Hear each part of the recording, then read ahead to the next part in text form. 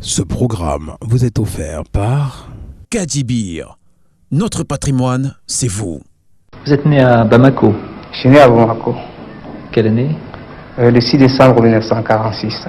Vous avez tout juste bientôt 24 ans. Oui, j'ai eu 23 ans au mois de décembre. Au mois de décembre, oui. Et que faisaient vos parents Mon père, il était transporteur. Ma mère ne travaillait pas. Et je les ai perdus tous les deux. Vous avez de nombreux frères et sœurs? Et on est 11 dans notre famille. 8 frères, 2 sœurs. De quoi faire une équipe de football? Oui, bien sûr. Dommage que les femmes ne puissent pas jouer au ballon. Attaquant d'exception, capable à lui seul de faire la décision au cours d'un match, Salif Keita sait concilier spectacle et efficacité. C'est un attaquant de classe européenne, mais c'est aussi un joueur de 24 ans qui n'a pas encore atteint sa pleine maturité.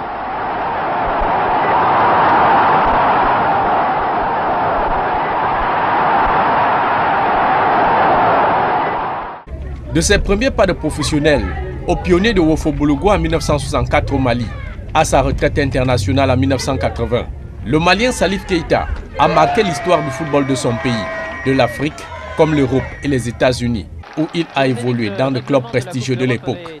Ses véritables années de gloire, Salif Keita les passe à l'AS Saint-Étienne, où il retrouve son frère africain, l'Algérien Rachid Mekloufi. De 1967 à 1972, Keita livre 186 matchs et marque 142 buts.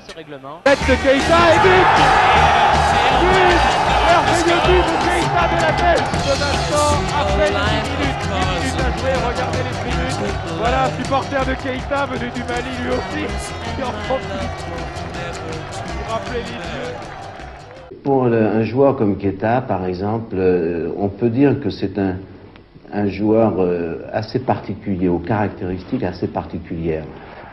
Keita était déjà en Afrique noire considéré comme le meilleur joueur du continent africain, car déjà avant de venir ici, il était allé en URSS, il est allé en Chine, il est allé un peu partout dans le monde avec l'équipe nationale du Mali. C'est un joueur un peu à part.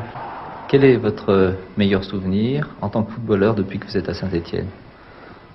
Je pense que c'est notre victoire contre le Bayern de Munich. Personne ne peut me le contester.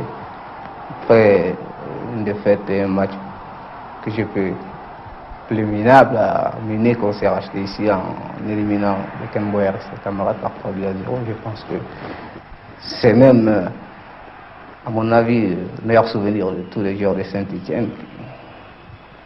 Et le public stéphanois? Ben, il est sympathique, mais il est un peu sévère par moments.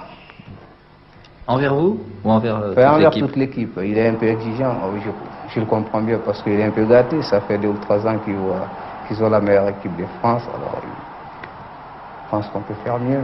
Je se demande plus. L'essentiel de ces titres et trophées, le prodige malien remporte avec les Verts 3 championnats d'affilée 68, 69, 70, 2 Coupes de France, 1968 et 1970, et surtout vainqueur 3 fois consécutives du trophée des champions 1967, 1968 et sous un record de 4 quadruplés, soit 16 buts en 4 matchs, terminant même deuxième meilleur buteur du championnat et soulier d'argent européen durant la saison 72.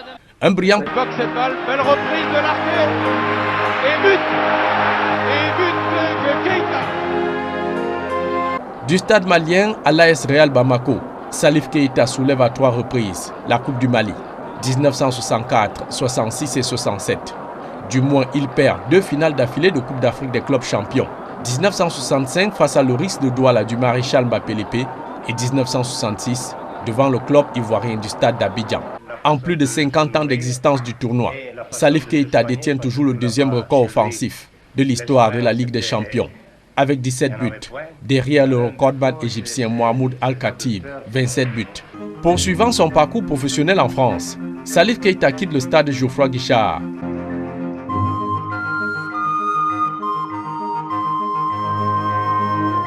Il semble que la commission juridique m'ait sanctionné comme coupable plutôt que comme victime, alors qu'au fond c'est M. Rocher qui est le responsable de cette affaire. À la fin de la saison 1973, dans la cité phocéenne, la Panthère Noire bondit au-dessus des Pyrénées et rejoint le club de Valence en Espagne, où il reste jusqu'en 1976. L'aventure espagnole terminée, Le grand Salif file au Sporting Club chez le voisin portugais. Sa dernière saison, le tout premier ballon d'or africain en championnat professionnel, l'achève en beauté chez les New England T-Men aux États-Unis en 1980. Sélectionné à 16 ans chez les Aigles du Mali, Salif Keita n'a pas fait long feu, atteignant le meilleur niveau avec le Mali en finale des Jeux africains de 1965 et la finale de la CAN de 1972 à Yaoundé. Au-delà de sa carrière en France, Salif Keita et l'AS Saint-Étienne, c'est plus qu'une histoire de contrat pour taper dans un ballon. Son départ du Mali pour la France, jusque dans la ville de Saint-Étienne, fut plus qu'anecdotique. Repéré par Charles Daguerre, un citoyen libanais fan des Stéphanois installé à Bamako, c'est lui qui écrit plusieurs fois aux dirigeants du club pour vanter les qualités techniques et athlétiques de Salif Keita. Redoutant de ne pouvoir prendre l'avion pour Paris, le joueur du Real Bamako transite par Monrovia au Libéria et s'envole pour la France. Mais il est agressé et dépouillé de tout son argent. Il débarque donc à l'aéroport de Paris-Orly le 14 septembre 1967. Il y a eu simplement une confusion de date et il n'y avait personne pour l'attendre à l'aéroport à Orly. L'arrivée était prévue au Bourget, alors à cause du mauvais temps, on a été obligé d'atterrir à Orly. Alors j'ai attendu pendant 2 heures, je n'ai pas vu M. Garonner, alors j'ai été obligé de prendre le taxi pour aller jusqu'à Saint-Étienne. Ouais. Sans un copec en poche, dans une ville où personne ne l'attend, Keita a réussi à convaincre un chauffeur de taxi de le transporter pour Saint-Étienne, avec pour seule assurance d'être payé des lettres du club adressées à la future star de l'équipe. Et puis il faudra qu'on sache aussi que si ma décision a été spontanée, ça n'a pas été pour autant irréfléchi. C'est-à-dire que n'ayant pas d'argent, je ne pouvais pas me présenter devant un chef de gare en lui demandant de m'emmener à Saint-Étienne, puis en lui promettant que mon président paiera. Je ne pouvais pas faire ça. Et que même si j'avais été voir un pilote ou je sais pas. Alors c'est pour ça que j'ai été obligé de prendre le taxi parce que c'était le plus sûr. Contrairement à ses pairs africains reconvertis à l'entraînement, Salif Keita travaille 4 années aux États-Unis au département marketing d'une banque avant de retourner investir dans l'hôtellerie au Mali. Il crée en 1994 le centre de formation professionnelle Salif Keita. Élu en 2005 président de la Fédération malienne de football, Salif Keita y reste jusqu'au 16 juillet 2009. Le 26 juin 2013, les dirigeants stéphanois lui rendent un vibrant hommage, le désignant ambassadeur à vie de l'AS Saint-Étienne. Je regarde les émissions foot championnat français et bien sûr, je suis beaucoup Saint-Étienne, Marseille, qui sont les clubs que j'ai quand même fait. Leurs résultats m'intéressent beaucoup plus et je les suis particulièrement. Après, quand je sors de France, je regarde le championnat espagnol pour voir ce que Valence a fait. Je suis aussi très intéressé aux résultats de Valence. Après, je vais au Portugal, voir ce que le Sporting a fait. Et ça, c'est mes premiers soucis quand je regarde